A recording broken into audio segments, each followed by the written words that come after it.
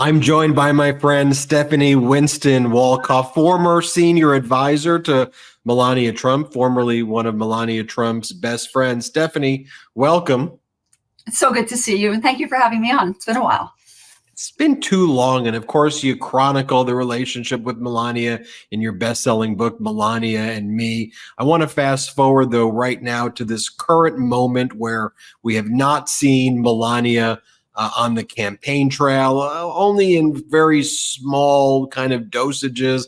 You've seen Donald Trump try to give her fake awards to try to make her come out of the house, and then she wouldn't show up for that. She didn't show up to the criminal trial any day at all. You know her better than probably anybody in the world. So what do you make of what's happening right now? It's fascinating to watch it as a spectator, as someone who wouldn't necessarily think she was being strategic by not coming out.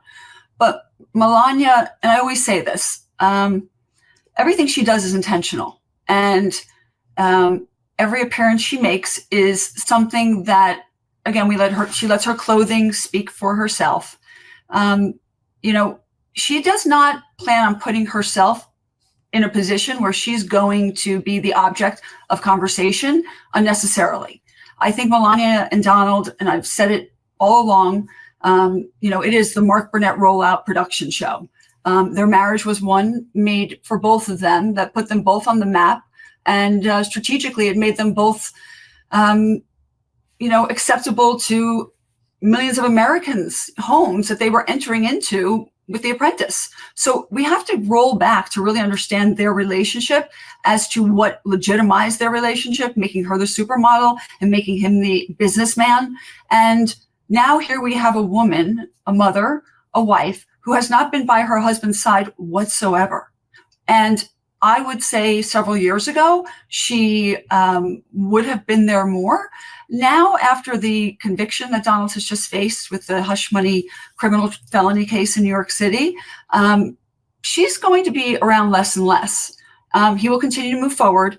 His base doesn't need her there, nor do they really, would it really change the dial in whether or not they were consider him as their be-all end-all, because they will. But as far as Melania is concerned, she's going to keep her head low. She's going to only do what she wants to do. But she and Donald, I do not believe, are ever going to part ways. Around the time when you released the best-selling book, Melania and Me, there was that audio recording where Melania was livid that Stormy was going to be on the cover of Vogue or In Vogue, and she was calling her like a porn star hooker, and she was saying that to you, they're putting the porn star in the front, and this is so embarrassing. So she's always been humiliated by the Stormy ordeal. The fact that all of this testimony came out during the trial about what Donald was saying about her to Stormy, and perhaps even just the way that Stormy presented at trial, so professional, was a real kind of superstar and stood up there for herself. Do you think that added to the torment of Melania just knowing her? I don't think Melania understands torment, as crass as that sounds and as sad as that sounds. I'll never forget, and I shared the audio with you. Melania did. She called me and she goes, Anna Wintour, editor-in-chief of Vogue magazine, put the porn hooker in Vogue. Now, I was like, what? She said she shot the porn hooker. And I didn't know what she was talking about. And you hear my reaction. And in that reaction, Melania's only concern was that Vogue was actually profiling Stephanie Clifford, Stormy Daniels, not anything about the fact that the conversation in everyone's households was that Donald was having an affair with Stormy Daniels at the time. So it sort of shows you that she's able to compartmentalize so completely and so utterly uncaringly. There is no, she knows who she married and he knows who he married. She knows what she got into and she knows what she gets from this marriage. And that's more important than anything.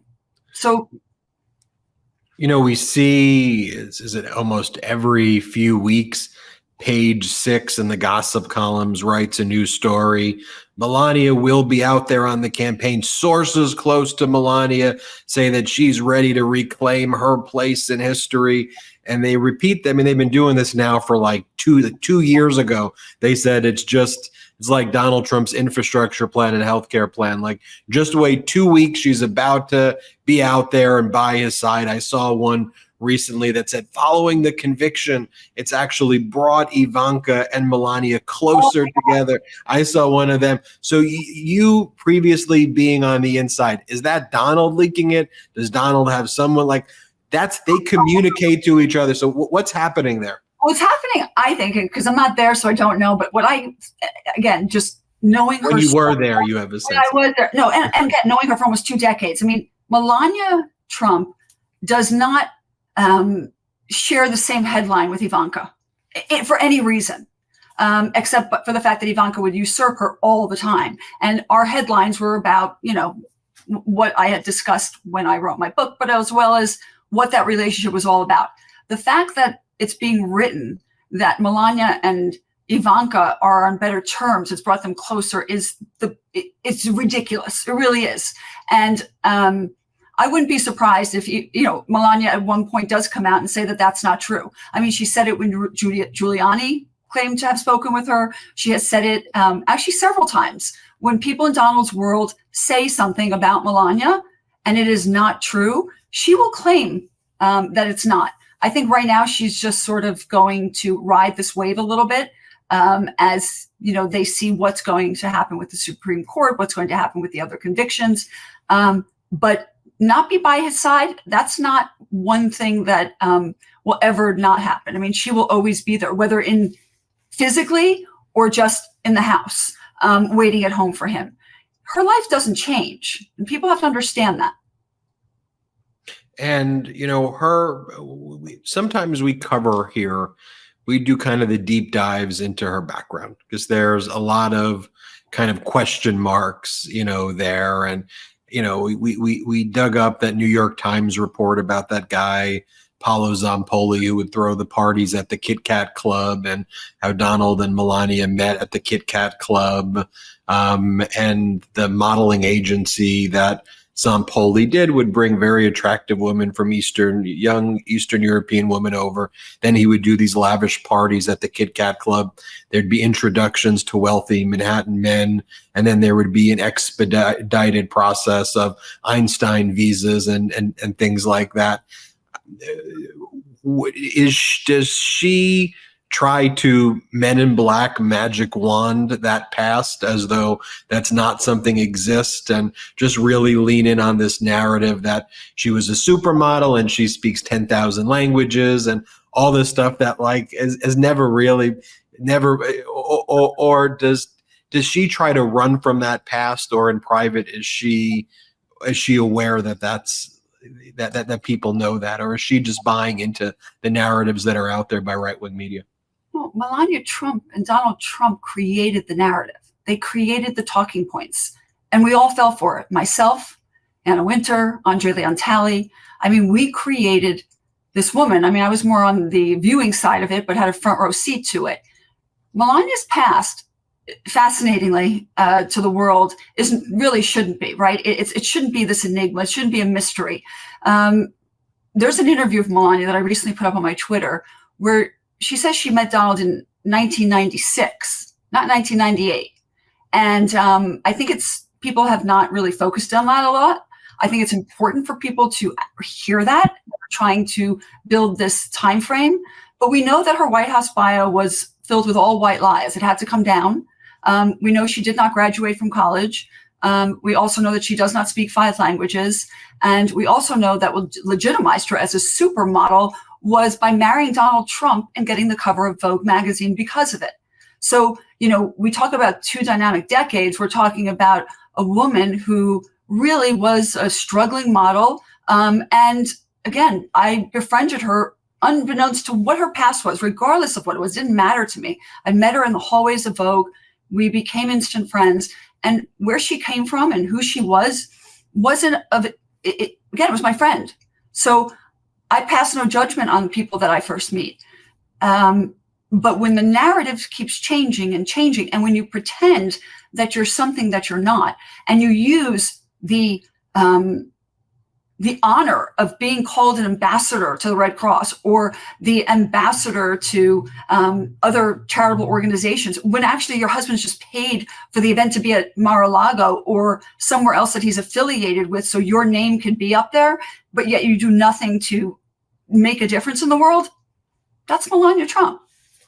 And that finally kind of brings us to this recent incident where Barron Trump's name was thrown out as being a potential delegate. It was that he's going to be a delegate for the Republican Party in Florida for Donald Trump.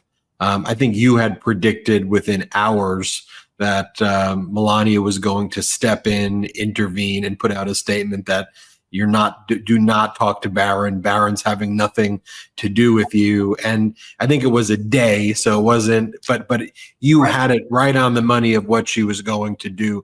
How are you able to kind of predict that? And what does that tell you just kind of overall about the dynamic in that family? That family is going to do and say whatever they want to whomever they want to say it to. What actually happens behind closed doors is a whole different story. So, Barron's involvement in the Trump political arena is one that I know he and Melania stayed away from for many reasons. But he being, put on the front line that way, if it was going to be the case, Melania would have supported it 100% vocally. I knew she would never allow that. And the fact that it took 24 hours actually was surprising, but I knew it would come out.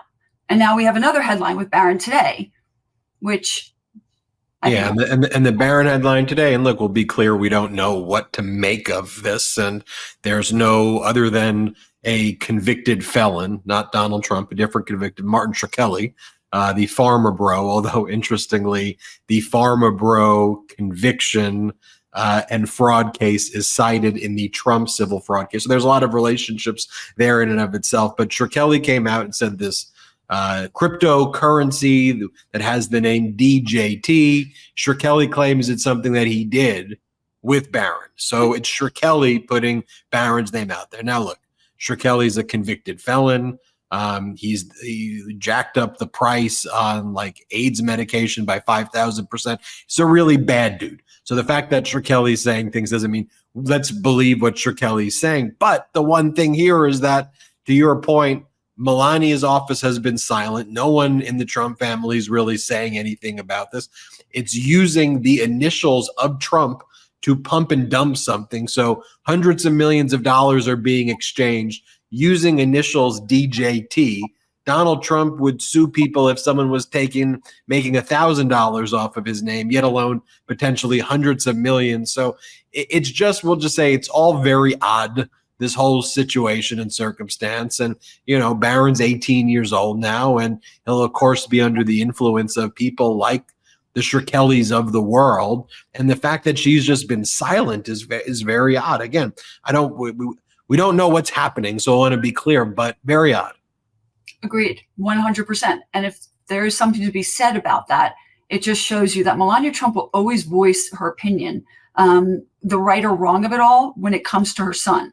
So the fact that she hasn't said anything about this, I think leads us to just have to wait and see what actually happened with Barron. Let me ask you this final question, because you were on the inside, you saw their interactions. Right now, you have Americans, we have people who watch this from all over the world who are just trying to make sense of all of this. Convicted felon, adjudicated sexual assaulter, civil fraud judgment of $500 million. And now people also, hear from you, but they've heard before, like the marriage is a fraud. It's just a very strange moment in history, in our world. How do you try to what's your final word to people who are watching this right now? We're heading into the debates, obviously, and how do you resolve in your own mind all of this strangeness of this family that so obviously has all of these issues? That's a fully loaded question. And it's actually quite scary, to tell you the truth, because my concern is that people aren't paying attention to the facts that they know.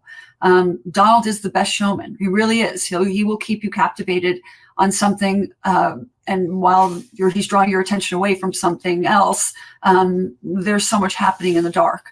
Melania is his, champion of sorts.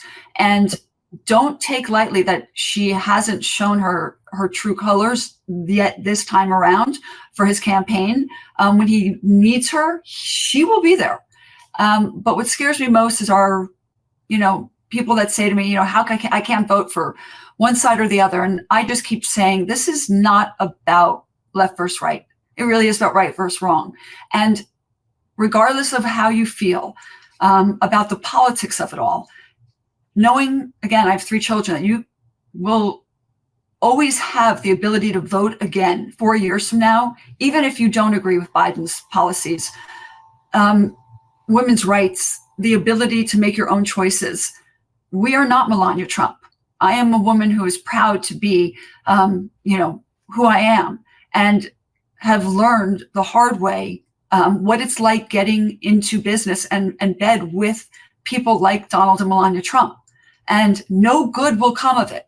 And I wish more people would understand that the more they have on them, the more information they have on people that are willing to bend and do things that they shouldn't be doing, they will use that, and they will throw them, forget it, under the bus, under the train. So gear up. Don't forget who you're dealing with. No one is safe. And I do believe this. And it's scary for me to say it, because I was one of those people that believed that Melania had a heart to go with her face. And, neither to me are any more, beautiful. They really are as scary as it gets. Stephanie Winston Wolkoff, thanks for joining us. It has been too long, but I'm glad you could join us. And everybody, still check out the book. If you haven't got Melania and Me, you gotta check it out. It's a must. It's a must read. Stephanie, appreciate you. Thank you.